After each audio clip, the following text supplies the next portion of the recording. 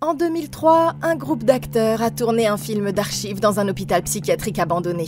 Et on ne les a plus jamais revus. Bien sûr, tout ça c'était faux. Enfin, c'est peut-être ce qu'ils veulent vous faire croire. Alex est convaincu que les images tournées sont authentiques. Mais quand lui et ses amis entreprennent de le prouver, ils finissent par rencontrer les créatures démoniaques les plus terrifiantes qu'on puisse imaginer. Et vous n'allez pas en revenir de ce qu'ils vont découvrir à la fin. Je suis là pour vous expliquer les erreurs commises, ce que vous devriez faire, et comment battre le docteur démoniaque dans Grave Encounters 2. Ce documentaire est sur le point de se transformer en film d'horreur. C'est la nuit d'Halloween, et cet étudiant en cinéma, Alex, est de retour dans son dortoir pour publier une critique du film Grave Encounters. Mais il est loin de se douter que la véritable histoire n'est pas encore terminée. Un jour, alors qu'il consulte les réponses à ses commentaires avec son meilleur ami Trevor, il remarque un détail étrange. Quelqu'un a répondu à un de ses messages avec un extrait du personnage de Matt dans le film. Mais ce qui est le plus étonnant, c'est qu'ils ne se souviennent pas de cette scène. Et le seul indice qu'ils ont est le nom d'utilisateur du commentateur. Death Awaits 6. Comprenez, la mort attend 6. Curieux, ils décident de lui envoyer un message et attendent de voir ce qui se passe. Mais ça, ce sera leur plus grosse erreur. Il faudra attendre une semaine avant qu'il ne réponde à nouveau. Mais cette fois-ci, il s'agit juste d'une séquence étrange de chiffres. Plus tard dans l'après-midi, il découvre qu'il s'agit en fait des coordonnées de l'hôpital psychiatrique de Collingwood où a été tourné Grave Encounters. Bien que les noms aient été modifiés pour le film, les histoires concernant les patients qui s'y trouvaient étaient toutes vraies. Ça conduit Alex dans une voie qu'il n'aurait jamais dû emprunter. Plus il se penche sur la question, plus tout ça devient suspect. Aucun des acteurs n'a jamais retravaillé. Et le gardien Kenny est mort juste après la sortie du film. Curieux, il poste un autre message demandant à toute personne ayant des informations sur le film de se manifester. Mais rien ne pouvait le préparer à ce qu'il va bientôt découvrir. Ok, Alex ici présent a juste oublié la règle la plus importante de la sécurité sur Internet. Ne jamais répondre à des inconnus qui vous envoient des commentaires non désirés.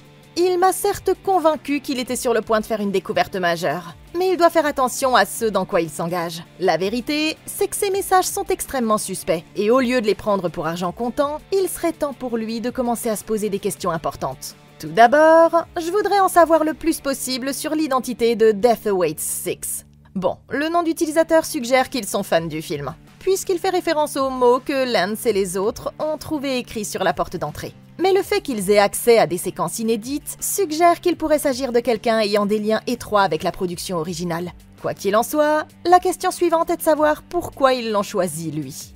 Alex n'arrive même pas à attirer l'attention des filles de son lycée. Alors qu'est-ce qu'il a fait sortir du lot par rapport aux centaines d'autres fans qui publient tous leur avis en ligne ? Soit le message a été envoyé au hasard, soit cet inconnu s'intéresse personnellement à Alex. Et si c'est le cas, il devrait s'inquiéter de leur motivation. Après tout, c'est un intello renfermé qui n'a aucune compétence sociale et dont le meilleur ami a décidé de l'humilier publiquement la seule fois où il s'est rendu à une fête. Maintenant, rien que pour ça, je soupçonnerais que Death Awaits ici n'est qu'une sorte de canular élaboré par ses camarades de classe pour le ridiculiser encore plus. Mais si c'est pas le cas et que les fantômes de l'asile sont bien réels, alors est-ce vraiment le genre d'aventure dans laquelle un gars dans son état mental fragile devrait s'impliquer ? Ouais. Il ferait mieux de laisser tomber et d'essayer de se trouver une petite amie, comme le dit Trevor. Toutefois, s'il est déterminé à poursuivre son enquête, la première chose que je ferais serait d'essayer d'en savoir plus sur l'expéditeur de ces messages. Maintenant, même s'il n'a pas beaucoup d'éléments pour travailler, Alex devrait commencer par aller sur le profil de Death Awaits et trouver quand le compte a été créé. S'il venait d'être créé au moment où il a posté sa critique, c'est un signal d'alarme automatique. Mais si le compte est plus ancien, il pourrait y avoir d'autres téléchargements ou activités qui pourraient en dire plus sur leur identité. J'essaierai également de rechercher le nom d'utilisateur sur d'autres sites web comme Reddit, parce que, bon bref, vous connaissez Reddit et les forums de discussion sur le thème de l'horreur et du paranormal. Il est possible que d'autres personnes en ligne aient déjà rencontré cet utilisateur et qu'elles aient des informations utiles à nous communiquer avant que nous ne décidions de faire confiance ou non au nouvel ami d'Alex. 2 semaines plus tard, il reçoit enfin un message de Death Awaits, qui ne contient qu'une photo de l'acteur Sean qui jouait Lance Preston dans le film, et un mystérieux numéro de téléphone. Il s'agit de la mère de l'acteur, et fait intéressant, la vieille dame affirme que son fils est toujours en vie et en bonne santé, invitant même les garçons à venir le rencontrer pour une interview. Arrivé chez elle, il s'assoit pour poser quelques questions à la vieille dame en attendant Sean. Chose étrange, elle dit aux garçons qu'ils peuvent aller l'attendre dans la chambre à l'étage. Alors qu'ils inspectent les lieux, ils remarquent que tout est couvert de poussière, comme si personne n'était venu depuis des années. Tout à coup, l'infirmière de la femme se présente dans l'embrasure de la porte et leur crie de partir en les poussant vers la sortie. Une fois à l'extérieur, elle leur explique que la femme est atteinte de démence et qu'en ce qui concerne Sean, elles ne l'ont plus ni vu ni entendu depuis le jour où il est parti filmer à l'hôpital. Après cette visite à la vieille dame, Alex n'arrive pas à chasser ce mystère de son esprit et ça commence à affecter ses relations avec ses amis. Un soir, il se dispute avec son amie Jennifer parce qu'il a raté sa pièce de théâtre, mais il fait valoir qu'il travaillait sur quelque chose de bien plus important. Il a affiché toute une théorie du complot sur le mur de sa chambre, et il a retrouvé la trace de tous les membres de l'équipe originale de Grave Encounters dans un dossier d'avis de disparition, tous datés du même jour en 2003. Furieuse, la jeune fille quitte la pièce en claquant la porte, et Trevor tente de lui dire de se détendre avant que tout ça n'aille trop loin. Mais à la fin de cette histoire, le jeune homme va se rendre compte qu'il aurait dû suivre le conseil de son pote. Ce soir-là, il est en train d'enregistrer un autre post sur sa chaîne YouTube quand quelque chose d'étrange se produit. La caméra s'éteint tout à coup, et son visage se transforme en un démon hurlant avec une bouche allongée, comme ceux qui terrorisaient l'équipe d'origine. Et quand tout revient à la normale, son imprimante se met à imprimer quelque chose toute seule. Il s'agit d'une feuille de service pour un clip vidéo à Los Angeles. Mais le plus important, c'est de savoir à qui appartient la société de production. Jerry Hartfield, le producteur du premier film Grave Encounters.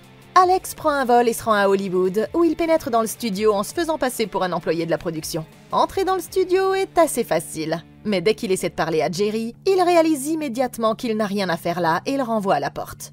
Frustré, il retourne à sa voiture, convaincu que le type doit cacher quelque chose. Mais à sa grande surprise, Jerry frappe rapidement à sa fenêtre et accepte de le rencontrer à son bureau le lendemain. Il lui faut introduire une caméra en douce, mais les images qu'il obtient valent le déplacement. Parce que quelques minutes après s'être assis, Jerry admet que l'incident était bien réel et que les acteurs de la distribution originale ont bel et bien disparu. Quand il a vu les images pour la première fois, il a pensé les détruire. Mais au bord de la faillite, il a décidé de diffuser le film au lieu de ça. Les familles ont toutes signé des accords de confidentialité et accepté des règlements en espèces pour garder le silence. Quant au soi-disant réalisateur, ce n'étaient que des stagiaires qu'il a envoyés travailler pour les médias. Quand il revient sur le campus, ses amis sont franchement stupéfaits de voir qu'il a fait autant de progrès. Alex n'est pas prêt à s'arrêter là. Il a reçu un autre message de Death Awaits qui veut les rencontrer à l'intérieur même de l'hôpital. Après avoir convaincu ses amis qu'il s'agit de l'opportunité cinématographique de leur vie, ils finissent par accepter de l'accompagner. Mais aucun d'entre eux ne réalise qu'il s'agit du dernier film qu'ils réaliseront jamais. Ok, c'est une très mauvaise idée. Alex les conduit tout droit dans un piège mortel. Et si ses amis avaient la moindre idée de ce dans quoi ils sont sur le point de s'embarquer, ils resteraient ici sur le campus. Maintenant, à part Alex, personne ne croit à la véracité des images. Mais ces rapports de police ne sont pas à mettre en doute non plus. La police a officiellement déclaré que 4 personnes avaient disparu à cet endroit. Et c'est pas quelque chose à prendre à la légère. Qu'il s'agisse d'esprits, de squatteurs, d'une secte violente ou même d'un complot à la Scooby-Doo, les rapports de police montrent qu'il existe une menace bien réelle et dangereuse quelque part dans ce bâtiment. Même les dégâts structurels peuvent suffire à vous tuer. C'est pourquoi le meilleur moyen d'éviter de finir comme Lance et les autres, c'est d'ignorer les messages et de ne pas s'approcher de l'hôpital. Bien que le danger soit on ne peut plus évident, il semble que ces crétins veuillent se lancer dans l'aventure quand même. Alors ils devraient au moins se préparer. Ils auront évidemment tout l'équipement nécessaire à la chasse aux fantômes, mais ce sur quoi nous voulons nous concentrer, c'est l'équipement de survie. Maintenant, dans le film original, Lance et son équipe ont eu le plus de problèmes quand l'hôpital a commencé à se transformer et qu'ils n'ont pas pu trouver de sortie. Pour tenir compte de tout ça, ils doivent se procurer des cartes physiques ou des plans du bâtiment et marquer toutes les sorties possibles et tous les points d'intérêt importants. Ça ne correspondra pas exactement à la réalité si le bâtiment commence à changer, mais c'est mieux d'avoir une petite forme de référence que rien du tout. Au fur et à mesure qu'ils avancent, ils devraient utiliser des craies ou de la peinture en aérosol pour tracer leur chemin. Et je veux même ajouter qu'ils pourraient être amenés à devoir fabriquer leur propre sortie. J'apporterai donc de vrais outils de construction tels qu'une masse, un coupe-boulon et un pied de biche pour abattre les murs, les portes ou les fenêtres qui se trouveront sur leur chemin. J'emporterai même un harnais d'escalade et des cordes au cas où. Parce que rappelez-vous, la seule façon de sortir est par une fenêtre située à un des étages supérieurs. Comme nous savons que les fantômes ne sortent que la nuit, j'équiperai tout le monde d'une lampe UV portable. Les chances sont minces, mais il pourrait s'agir d'un point faible caché que l'équipe d'origine n'a jamais découvert. La dernière chose qu'ils devraient faire avant d'entrer est de dire à un ami de confiance où ils vont et quand ils pensent être de retour. De cette façon, ils sauront que de l'aide leur sera apportée s'ils se retrouvent piégés. Mais il y a une autre façon d'améliorer encore cette idée. Alex fait partie d'une communauté en ligne comprenant littéralement des centaines de personnes qui sont toutes obsédées par le tournage original. Avant d'entrer, j'indiquerai donc l'emplacement en ligne. Il sera toujours le premier à découvrir ce qu'il y a là-dedans. Mais ça pourrait attirer encore plus de chasseurs de fantômes dans le bâtiment qui pourraient les aider à s'échapper si les choses tournaient mal, ou au moins faire office de bouclier de viande en cas d'échec. Quelques jours plus tard, Alex, Trevor et Jennifer, ainsi que leurs amis Tessa et Jared, montent dans la camionnette et se rendent au Canada. Arrivés à l'hôpital où a été tourné Grave Encounters, ils passent devant des panneaux d'interdiction d'entrée et pénètrent sur la propriété. Mais dès qu'ils trouvent l'entrée principale du bâtiment, un agent de sécurité se pointe et leur dit de déguerpir. Il tente de confisquer les enregistrements quand il se rend compte qu'il filme. Mais Alex appuie sur l'accélérateur et s'enfuit à toute vitesse avant que l'homme ne puisse les attraper. À l'hôtel, ils attendent la tombée de la nuit avant de retourner tenter leur chance avec ses amis, passant le temps à se bourrer la gueule et à se moquer du film original. Pendant qu'ils font la fête, Alex passe en revue tout le matériel sophistiqué qu'ils apportent, mais il est douloureusement évident qu'il est le seul à prendre tout ça vraiment au sérieux. Tard dans la nuit, quand le groupe revient pour une nouvelle tentative, le garde de sécurité est déjà posté à la porte d'entrée. Ils font accidentellement trop de bruit, manquant de se faire choper pour la deuxième fois. Mais juste au moment où il semble sur le point de les repérer, l'homme reçoit un appel important et doit quitter les lieux, ce qui leur donne le champ libre pour pénétrer à l'intérieur. Excités, ils se précipitent sur les marches de l'entrée où ils lisent les mots « Death awaits » écrits sur la porte, comme dans le film. Ils coupent le cadenas et commencent à se frayer un chemin à l'intérieur du bâtiment, sans se douter qu'ils viennent de pénétrer dans le royaume de leur pire cauchemar. La première chose qu'ils remarquent, c'est le ruban adhésif de la police qui bloque les couloirs, et Alex fait remarquer qu'il ne serait pas là s'il n'y avait pas d'enquête en cours. Comme la première fois, il parcourt les couloirs, installe des caméras de vision nocturne et visite tous les endroits où l'équipe d'origine est censée avoir été tuée. Une fois que tout est en place, ils se retrouvent tous les 5 dans le hall principal où Alex et Jennifer enregistrent leur grande introduction dramatique, déclarant que ce soir, ils vont prouver que les esprits de l'hôpital sont réels et chercher des preuves pour expliquer ce qui est vraiment arrivé à l'équipe d'origine il y a de ça plusieurs années. Mais dans quelques heures, ils réaliseront que venir ici aura été la pire décision de leur vie. Au bout de la séquence, Jennifer explique qu'ils se sont préparés à affronter tous les pièges du bâtiment. Ils ont des bâtons lumineux pour baliser leur chemin, un GPS de qualité militaire, et chacun porte un klaxon à air comprimé au cas où l'un d'entre eux se perdrait. Ils pensent que tout ça suffira à les préparer à n'importe quel risque, mais elle est loin de se douter qu'elle se trompe lourdement. Leur premier arrêt est la chambre où le caméraman TC a été tué par un fantôme dans une baignoire remplie de sang. Alex tente d'entrer en contact avec son esprit à l'aide d'un enregistreur vocal. Mais comme ils s'y attendaient tous, il n'obtient aucune réponse. Ils essaient à nouveau dans la salle aux écritures démoniaques, et Jared installe la caméra thermique pour vérifier s'il y a des points froids. À ce moment-là, un mystérieux brouillard apparaît autour de Trevor, et Alex s'enthousiasme en pensant qu'ils ont enfin trouvé quelque chose. Mais l'odeur révèle qu'il ne s'agit que de ses paix. Peu avant 3 heures du matin, ils arrivent au tunnel où Sean, alias Lance, a trouvé la mort. Et ils sont dégoûtés de tomber sur le corps en décomposition d'un rat à moitié dévoré qui gît sur le sol. Choqués, ils se demandent quelle sorte d'animal peut bien être responsable de ça. Mais ils ne vont pas tarder à le découvrir. Ok, ces idiots sont sur le point de se faire tuer. Tout le monde, à l'exception d'Alex, continue de traiter cette affaire comme s'il s'agissait d'une blague. Alors qu'il est occupé à faire le mariole devant les caméras, il oublie de prêter attention à ce qu'elles sont en train d'enregistrer réellement. Et voici ce que je veux dire par là. Dans le film original Grave Encounters, les caméras repéraient les signes d'activité fantomatique bien avant les acteurs eux-mêmes. Et la même chose s'est produit ici dans la salle de bain. Les caméras ont capté le bruit de l'eau qui coule dès qu'ils sont sortis. Et dans les tunnels, on pouvait entendre des bruits provenant des tuyaux dès que Jared est parti. Maintenant, il est évident qu'aucun de ces bruits n'a d'explication logique, puisque l'endroit est abandonné depuis des décennies et que la ville a sûrement coupé l'eau depuis bien longtemps. S'ils s'en souviennent, le bruit de l'eau qui coule est en fait la carte de visite de l'esprit qui réside dans la salle de bain. Et après avoir vu ce qu'il a fait à Tissi à l'époque, je ne voudrais certainement pas risquer de le rencontrer à nouveau. Maintenant, cela dit, il y a une chose que l'ancienne équipe avait et que cette équipe n'a pas. C'est quelqu'un qui surveille les caméras en permanence. À l'époque, Matt était installé dans le hall principal avec des écrans pour surveiller toutes les caméras en même temps. Cette équipe devrait donc avoir Jared et Tessa pour faire la même chose ici. Ils pourraient visionner les images toutes les quelques minutes pour repérer les signes d'activité fantomatique et déclencher immédiatement l'alarme s'ils en voient. En plus, cette stratégie permet de garder quelqu'un près de la porte principale, comme une sorte d'ancrage pour revenir au monde réel.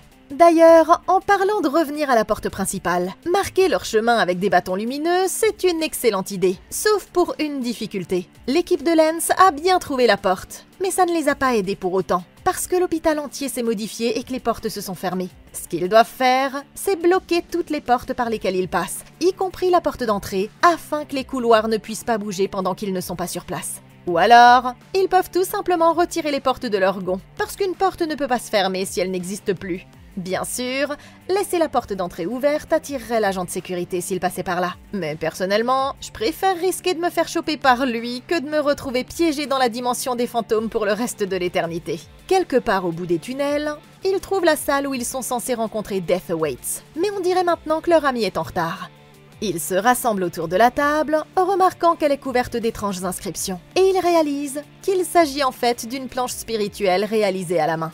Voyant là une excellente occasion de filmer quelque chose, Alex et Jennifer placent tous les deux leurs mains sur la planche et ils commencent à demander aux esprits de leur faire parvenir un message. Mais ils sont surpris que la planche commence à bouger toute seule et tous les deux jurent qu'ils ne la contrôlent pas. Lorsqu'ils demandent à l'esprit son nom, celui-ci leur répond « Death Awaits ». Et Alex comprend que c'est en fait cet esprit qui les a fait venir. Mais quand il demande à l'esprit ce qu'il veut, il répond simplement qu'il veut qu'il filme tout. Tout à coup, les tables et les chaises sont arrachées du sol par une force et projetées contre les murs, ce qui pousse Alex et son équipe à prendre leurs jambes à leur cou. Ils parviennent à se cacher dans une salle de stockage, fermant la porte derrière eux et tirant un bureau pour la bloquer. C'est alors que quelque chose commence à percuter l'autre côté, et ils continuent à frapper la porte jusqu'à ce qu'il soit finalement possible de la forcer. Ils sont surpris de constater qu'il ne s'agit que de l'agent de sécurité, mais celui-ci s'énerve immédiatement et leur dit qu'ils doivent partir maintenant. L'homme les conduit jusqu'à la porte d'entrée. Mais au moment où ils s'apprêtent à sortir du bâtiment, ils entendent un grand bruit à l'étage. Convaincus qu'il doit s'agir d'un de leurs potes, le gardien leur dit de ne pas bouger pendant que lui va voir ce qu'il en est. Tout à coup, ils entendent une rafale de coups de feu provenant de l'étage supérieur. Et Alex se précipite immédiatement pour voir ce qui s'est passé. Il n'y a aucune trace de l'agent de sécurité, à part sa lampe de poche et quelques douilles vides. Mais alors que ses amis sont complètement paniqués, Alex exige qu'ils ne partent pas tant qu'ils n'auront pas récupéré les caméras. Horrifiés, Jennifer et les autres font de leur mieux pour le ramener à la raison. Mais ils refusent de partir sans leur équipement. Ils se séparent alors en groupe pour faire au plus vite, sans se rendre compte que c'est la dernière fois qu'ils se verront vivants. Au dernier étage, Jared atteint la salle des fenêtres avant les autres. Mais alors qu'il s'empare de la caméra, il voit la fenêtre s'ouvrir lentement dans son dos. Terrifié, il appelle nerveusement ses amis. C'est alors qu'il remarque quelque chose d'horrible hors champ. Et tout à coup, l'esprit l'attaque avec une poussée d'énergie surnaturelle. Ça en fait un de moins, et il en reste 5. En entendant ça, Tessa se précipite dans la pièce. Un instant plus tard, sa radio ne fonctionne plus non plus. Mais à l'aide de la corne de brume, elle parvient à alerter les autres. Et quand ils voient les images d'eux-mêmes, ils n'en croient pas leurs yeux. Alex prend leurs affaires et ouvre la voie en suivant la piste des bâtons lumineux jusqu'à l'entrée. Mais il ne tarde pas à rencontrer des problèmes. Le parcours se termine en effet devant un mur solide qui n'existait pas auparavant. Il commence à chercher désespérément une autre sortie, et la panique commence rapidement à les gagner. Ok, et voilà les amis, le moment que nous attendions tous. Ils sont officiellement piégés dans ce bâtiment sans espoir de s'échapper. Et le pire, c'est qu'ils avaient toutes les chances de s'en sortir vivants. Oh, lorsque l'agent de sécurité les a laissés dans le hall, ils avaient clairement accès à la porte d'entrée dans cette version de la réalité. De plus, ils disposaient d'un grand nombre d'images sur les caméras qu'ils avaient déjà sur eux. Ils auraient très bien pu partir et revenir récupérer les images le matin quand les esprits seraient de nouveau endormis. Mais au lieu de ça, ils ont décidé de faire la chose la plus stupide qui soit, se séparer. Au moins, Jared a eu l'intelligence d'insister pour qu'ils appliquent le principe du binôme. Mais il a ensuite immédiatement abandonné sa partenaire. Dans le film original, c'est justement en allant chercher seul la caméra dans la salle où se trouvent les fenêtres que Matt avait été capturé par les esprits. Et le fait de prendre en compte ce simple détail aurait pu sauver la vie de Jared. Mais ça ne veut pas dire qu'ils doivent abandonner. Il est temps pour Alex de commencer à utiliser ses connaissances du film original pour aider le groupe. Et dans le film, les esprits ont commencé par attaquer tous ceux qui sont partis seuls. À partir de maintenant, Tous les membres du groupe doivent rester littéralement à portée de main les uns des autres, à tout moment. Et ils doivent résister à toute envie de paniquer et de courir à moins qu'il n'y ait pas d'autre choix. Un moment plus tard, ils tomberont sur une carte. Et Alex leur dira qu'elle ne sert à rien parce que le bâtiment n'arrête pas de changer. Mais ce n'est pas tout à fait vrai. Je veux dire, ça ne correspondra pas parfaitement, mais ils pourraient l'utiliser pour chercher des modèles. Et à partir de là, ils pourraient commencer à créer leur propre carte. Par exemple, il serait extrêmement utile de savoir qu'un certain type de couloir mène à un escalier. Et le fait de savoir quelle pièce se trouve à proximité vous aidera à vous situer dans l'hôpital. Croyez-moi, j'ai joué suffisamment à Silent Hill pour savoir que ça a du sens. Les chambres des patients seront toujours au centre des bâtiments, dans les étages supérieurs, alors que les salles de réception, de sécurité et d'administration seront toutes systématiquement situées au rez-de-chaussée, près de l'entrée principale. Garder ça à l'esprit les aidera à se repérer quand ils chercheront activement un moyen de s'échapper. En attendant, ils doivent commencer à se préparer à la survie à long terme. La bonne nouvelle, c'est que ce sont tous des étudiants universitaires qui ont une famille, donc ça ne devrait être qu'une question de jours, voire d'heures avant que quelqu'un ne les cherche. Entre Alex, qui poste constamment des mises à jour sur sa chaîne YouTube, le van de location et leur dernière transmission téléphonique connue, la police devrait être en mesure de les suivre jusqu'à l'hôpital assez rapidement. Et si tout ça échoue, il y a toujours une chance qu'une aide extérieure soit la clé de leur évasion. Il faut juste qu'ils survivent assez longtemps jusqu'à ce que les secours arrivent. Les filles finissent par trouver une carte. Mais Alex a déjà vu ce film, et il sait qu'elle ne correspondra plus à la réalité maintenant que l'hôpital a commencé à changer. Au bout d'un moment, ils suivent les panneaux de sortie jusqu'à l'ancien quartier des enfants. Mais ça ne les mène qu'à une autre impasse, où ils trouvent un petit cheval à bascule qui se balance tout seul dans la pénombre au fond de la pièce. Le jouet s'arrête au moment où Trevor tend la main pour le toucher. Mais quand il se retourne, ils sont horrifiés de voir le spectre d'une petite fille assise sur le bord du lit. Avec une voix étrange, elle demande à l'équipe de tournage s'ils veulent jouer. Tout à coup, son visage se transforme en un cri démoniaque et le groupe s'élance dans un autre couloir tandis qu'elle lévite juste derrière eux. En fermant une porte à clé, ils parviennent à retenir le monstre.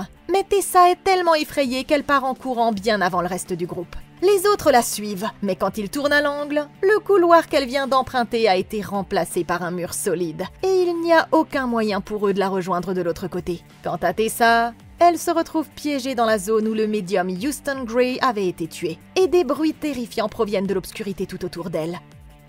Elle laisse accidentellement tomber sa lampe de poche, mais finit par trouver une des caméras. Alors elle commence à utiliser le mode de vision nocturne pour s'orienter. Mais tout à coup, quand il semblait que les esprits étaient partis, voilà que l'enfer se déchaîne. Toutes les portes du couloir commencent à sortir de leur gonds, et Tessa tombe au sol quand quelque chose l'attrape par la cheville. Elle hurle à l'aide jusqu'à ce que la force invisible la plaque finalement contre le sol et lui écrase la colonne vertébrale. Ça fait 2 morts, et il en reste 4.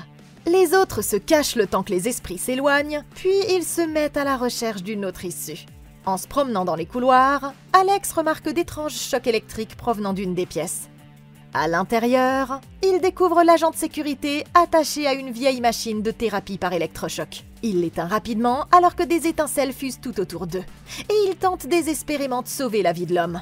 Mais il est trop tard. Quand ils essaient de lui enlever ses entraves, la machine se remet tout à coup en marche, infligeant à l'homme des chocs douloureux qui le tuent sous leurs yeux avant que son corps tout entier ne s'enflamme. Ça fait 3 morts, et il en reste encore 3. Ils courent dans les couloirs et finissent par tomber sur une fenêtre qui donne sur l'extérieur. Et avec un peu d'huile de coude, ils parviennent facilement à la dégager. La chance semble enfin tourner. Mais au moment où Trevor baisse sa garde, une énorme goule traverse la vitre et l'attrape par derrière. Il se débat, parvient à se libérer et suit les autres dans leur course à travers le bâtiment. La créature géante, toujours à leur trousse. Mais dans cette mésaventure, ils parviennent à trouver la porte d'entrée. Quand le monstre tente de les suivre à l'extérieur, il explose en un gigantesque nuage de poussière effrayante. Une fois à l'extérieur, les survivants tombent sur le corps de Jared éclaté sur le capot de la voiture de l'agent de sécurité. Mais ils ne peuvent rien faire pour l'aider. Et terrifiés par ce qui pourrait arriver s'ils restent dans les parages, ils rentrent à l'hôtel en 4e vitesse, récupérant tout ce qu'il y a dans leur chambre. Ils reprennent l'ascenseur et appuient sur le bouton vers le hall d'entrée. Mais la femme de ménage se retourne vers eux pour les dévisager d'un air étrange. Et quand les portes s'ouvrent à nouveau, ils sont épouvantés quand ils voient qu'ils sont de retour dans les tunnels sous l'hôpital.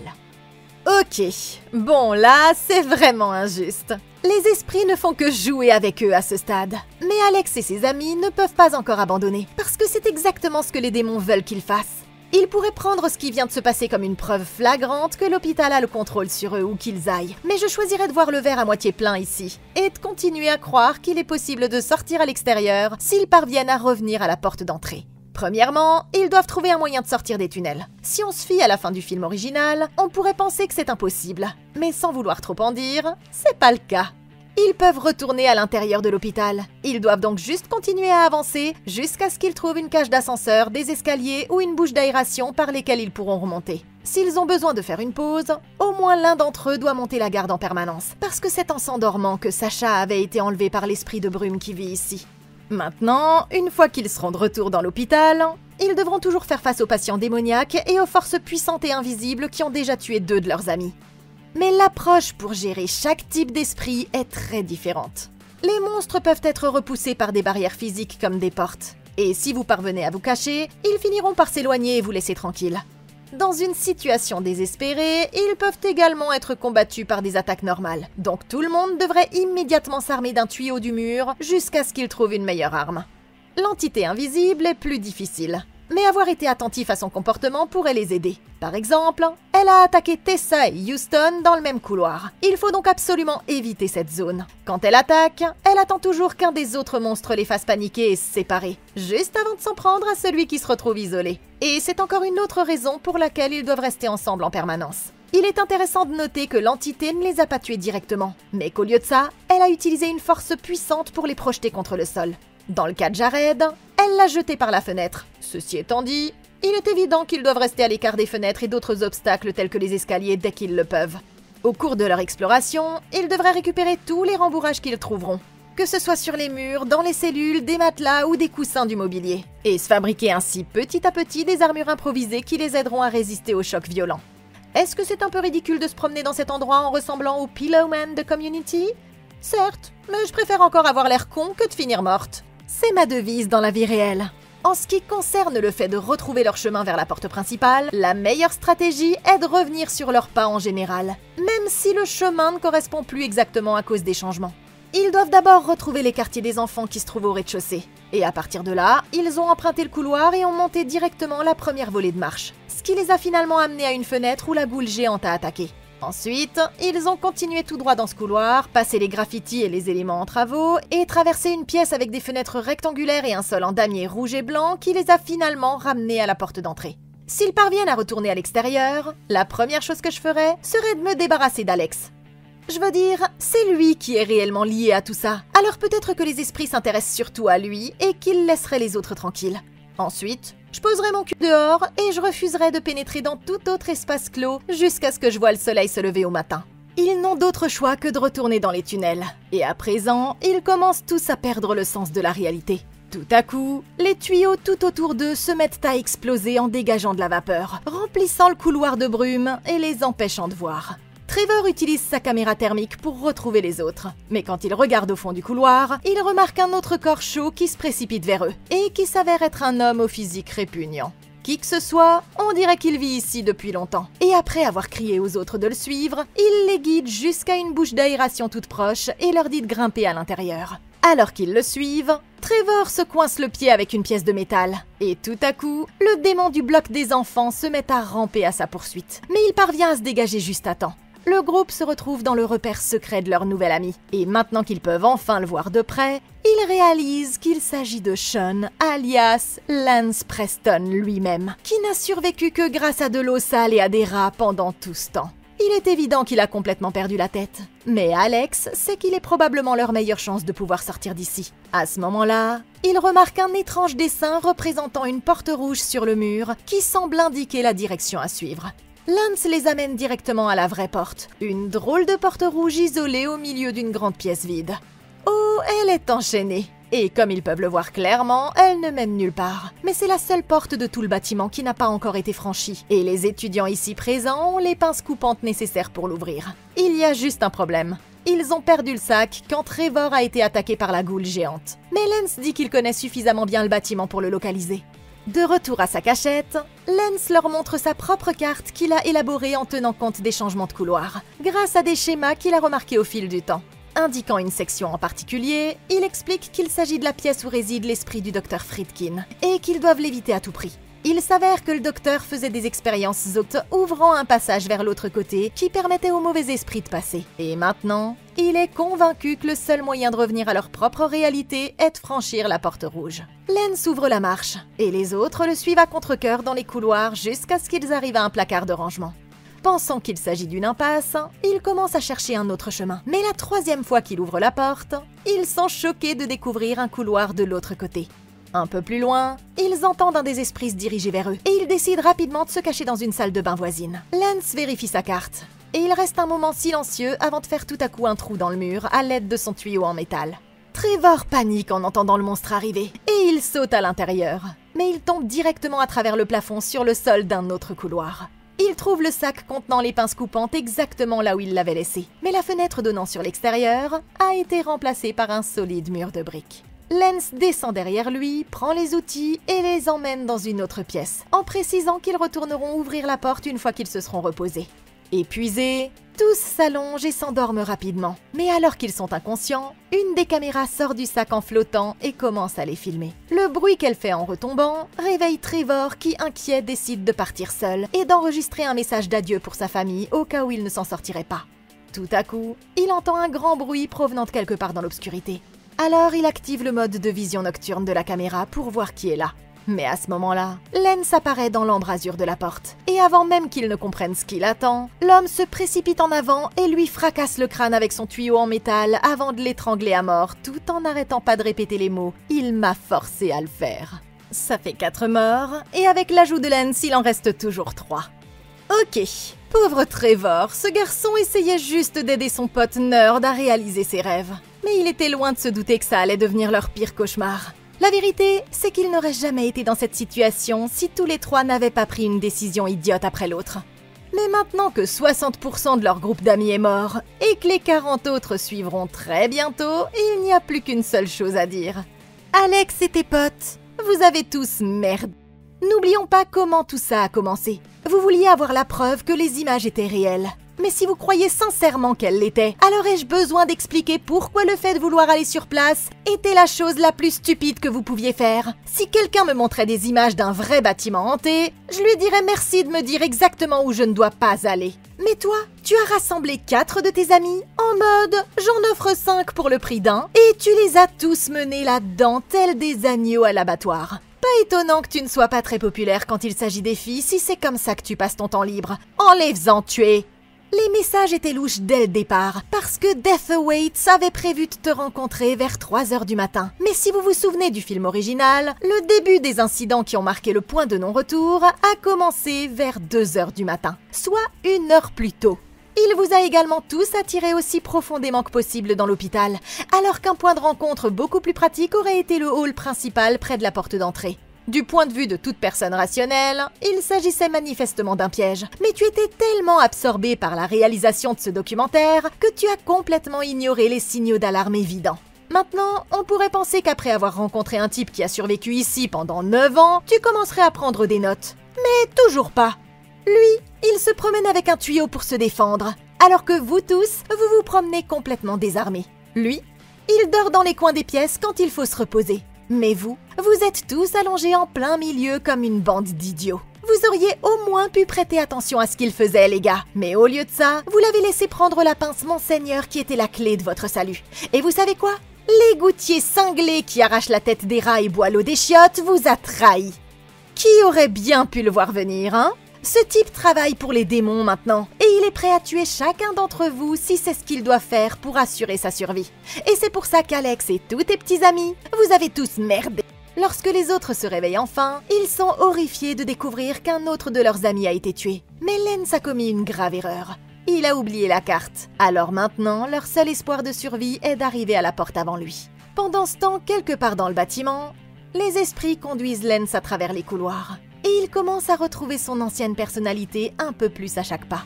Finalement, il le ramène à la porte rouge, où il utilise le coupe-boulon pour couper la chaîne. Mais quand il ouvre la porte et passe de l'autre côté, rien ne se passe. Paniqué, l'homme franchit la porte à plusieurs reprises, mais rien n'y fait. S'effondrant, il retourne en courant dans la salle aux écritures, suppliant l'esprit de lui dire pourquoi ça n'a pas fonctionné. Quelques secondes plus tard, L'esprit lui répond qu'il veut qu'il lui apporte les autres, et il lui ordonne d'aller les chercher. Il doit récupérer les enregistrements et terminer le film avant que l'esprit ne le libère. En suivant la carte, Alex et Jennifer finissent par trouver le chemin vers le bloc chirurgical. Il se souvient que Lance leur a dit de rester loin de cette zone, mais il ne semble pas y avoir d'autres moyens pour eux de continuer. À l'intérieur, ils trouvent une pièce pleine de symboles occultes et de photos d'expériences bizarres. Mais avant qu'ils n'aient le temps de ressortir, les lumières s'allument tout à coup et ils voient un groupe d'infirmières démoniaques entrer dans la salle. Terrifiés, ils se réfugient rapidement dans un casier à proximité lorsque le diabolique Dr Friedkin en personne apparaît et plante une pointe de métal directement dans l'œil du patient. Choquée, Jennifer laisse échapper un souffle involontaire qui révèle leur cachette. Et une seconde plus tard, une des infirmières surgit juste devant eux, les obligeant à courir sans avoir la moindre idée de l'endroit où ils se rendent. Paniqués, ils se précipitent dans un placard et claquent la porte derrière eux. Mais quand ils lèvent les yeux de la carte, ils ont été transportés on ne sait trop comment dans la pièce où se trouve la porte rouge. Voyant qu'elle est ouverte, Alex pense qu'il est trop tard. Mais c'est alors qu'ils entendent Lance se moquer d'eux dans l'ombre, expliquant qu'un seul d'entre eux pourra partir. Il commence à exiger qu'ils lui remettent les enregistrements pour qu'il puisse terminer le film. Mais Alex refuse d'abandonner après être allé aussi loin. Et les deux hommes se lancent dans une ultime confrontation à mort. Alex se bat bien, mais les années passées à survivre grâce à la viande de rat ont fait de Lance un adversaire coriace. Et il est sur le point de le tuer quand Jennifer intervient enfin et lui assène un coup de barre métallique à l'arrière de la tête. C'est alors qu'un gigantesque vortex apparaît dans le mur, essayant de les entraîner tous les trois à l'intérieur, comme dans un trou noir. Lance s'agrippe au mur et essaie tant bien que mal de s'accrocher, mais ses forces finissent par l'abandonner. Il est entraîné dans le vide et on ne le reverra jamais. Ça en fait 5 de moins et il ne reste plus que 2 survivants du groupe. Mais l'histoire ne s'arrête pas là. Alors qu'Alex et Jennifer se remettent debout, il est saisi par une soudaine prise de conscience de la façon dont l'esprit veut que les choses se terminent. Il prend la caméra, se dirige vers son ami et dit à la fille qu'un seul d'entre eux pourra quitter cet endroit vivant. Puis il ramène la caméra en arrière et lui fracasse l'objectif directement sur le crâne. La fille est trop stupéfaite pour se débattre et tombe au sol. Alex se tient alors au-dessus d'elle et abat la caméra encore et encore jusqu'à ce qu'elle finisse par rester silencieuse. Il se tourne vers les esprits et promet de terminer le film pour que plus de gens le voient et tombent dans le piège. Et cette fois, quand il ouvre la porte rouge, il se retrouve de nouveau dans les collines californiennes, tandis que le portail derrière lui se réduit tout à coup en poussière. Ça fait 6 morts et il y a un seul survivant. 1 an plus tard, Alex fait équipe avec le producteur Jerry pour produire officiellement le film, promettant aux spectateurs que ce qu'ils regardent n'est absolument pas réel. Et s'il y a une chose que nous pouvons tous retenir de ce film, c'est que si vous pensez qu'un endroit est hanté, alors n'y mettez pas les pieds, bordel, et ne cherchez surtout pas à comprendre ce qui s'y passe. Grave Encounters 2. C'est un found footage assez génial, je ne vais pas vous mentir. En fait, il pourrait s'agir de la suite du film original Blair Witch 2. Ou plutôt, si la suite du film original Blair Witch 2 ressemblait à celle-ci, alors on pourrait dire que la ligne temporelle aurait changé dans le bon sens. Mais je dois féliciter l'équipe pour avoir mis au point un très bon concept et l'avoir exécuté à la perfection. Cependant, mes petits boucliers de viande, vous devez me faire savoir dans les commentaires ce que vous auriez fait différemment. Merci beaucoup d'avoir regardé. Laissez un like, abonnez-vous et consultez la playlist de Comment battre pour plus de vidéos comme celle-ci. Je suis là pour vous. Nous, on se retrouve dans la prochaine vidéo. Et d'ici là, passez une excellente journée!